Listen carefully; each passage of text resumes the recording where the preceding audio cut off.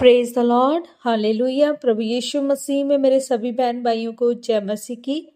आप सबका स्वागत है हमारे इस यूट्यूब चैनल यहोवा शालोम टीवी पर, जिस पर आप हर रोज परमेश्वर के पवित्र वचनों को सुनते हैं। आज की इस वीडियो में हम परमेश्वर के पवित्र वचन को मेरी भविष्यवाणियों की पुस्तक में से पढ़ेंगे। ये सामर्थी वचन परमेश्वर के दास प्रेरित अंको यूसुफ नरूला जी के द्वारा लिखे गए हैं और हमारा ये विश्वास है कि इन पवित्र वचनों को सुनना आपके जीवन में बड़ी आशीष को लेकर आएगा और आप पवित्र आत्मा की अगुवाई को अपने जीवन में हासिल करेंगे। तो पूरे विश्वास के साथ इन पवित्र वचनों को पूरा सुने। आज का सामर्थी वचन, अपने आत्मिक हथियारों को कम ना करें।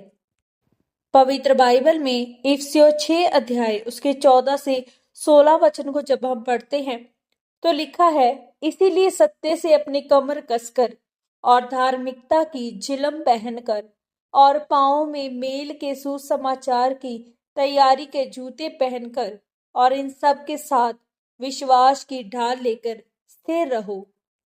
मेरे प्रियो, पवित्र बाइबल बताती है कि हमारा युद्ध मांस और लहू से नहीं बल्कि उन अंधकार की शक्तियों से और उसके हाकिमों से है। आपका युद्ध शारीरिक नहीं है, आत्मिक है। तो अगर आत्मिक युद्ध है तो उसके लिए आत्मिक हथियारों की जरूरत है और उसमें से एक हथियार है पांवों में मेल के सुसमाचार की तैयारी के जूते पहनकर। आप जानते हैं कि क्यों परमेश्वर ने इस हथियार को लिखा है और ये हथियार क्या काम करता है। मुझे 20 साल मसीह में हो चुके हैं और जब मैं 6 महीने का विश्वासी था तब मैंने सेवकाई करनी शुरू कर दी थी। और इन 20 सालों में मैंने क्या देखा है कि जो व्यक्ति यीशु मसीह की गवाहियों, उसके वचन, उसकी भलाइयों का प्रचार करते हैं वे दूसरे लोगों से ज्यादा आशीषित हैं। क्योंकि अगर प्रचार करने के लिए ये हथियार सिर्फ परमेश्वर ने चेलों को देने होते तो परमेश्वर उनसे बात करता कि मैं तुम्हें ये हथियार देता हूँ, लेकिन ये हथियार सभी विश्वासियों के लिए है। सुसमाचार का मतलब क्या है? उसका मतलब है गुड न्यूज।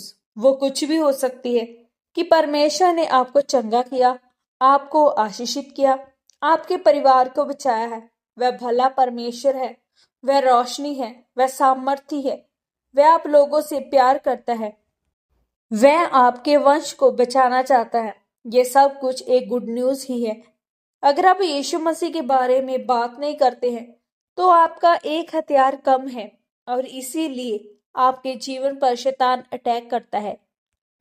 क्योंकि पवित्र वचन कहता है कि अगर आपने शैतान को हराना है तो आपके पास पूरे हथियार होने चाहिए।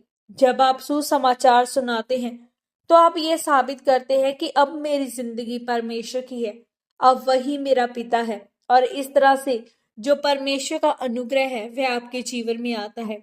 पवित्र वचन में लिखा है कि परमेश्वर ने हर एक विश्वासी को विश्वास का माप दिया हुआ है और उस विश्वास द्वारा वह अपनी गवाही को दे सकता है।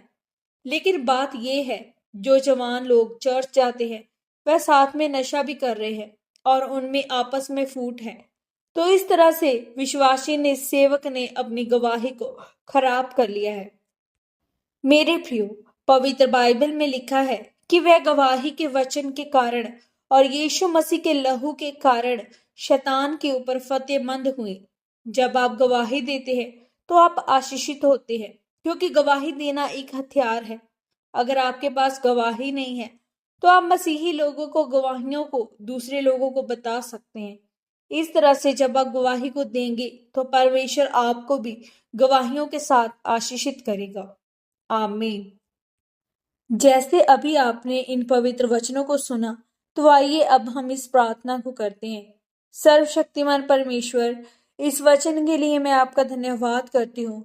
मेरे सामर्थी परमेश्वर, मैं प्रार्थना करती हूँ कि आपका पवित्र आत्मा मेरी अगुवाई करे ताकि मैं अपनी गवाही के द्वारा लोगों के सामने आपकी महिमा कर सकूं। प्रभु यीशु मसीह के पवित्र और सामर्थी नाम में हम इस प्रार्थना को मांगते हैं। आमीन, आमीन और आमीन। आज के इन पवित्र वचनों के पढ़े और सुने जाने के द्वारा परमेश्वर आप सबको बहुताई से आशीषित करे। सबको जय मसीह की।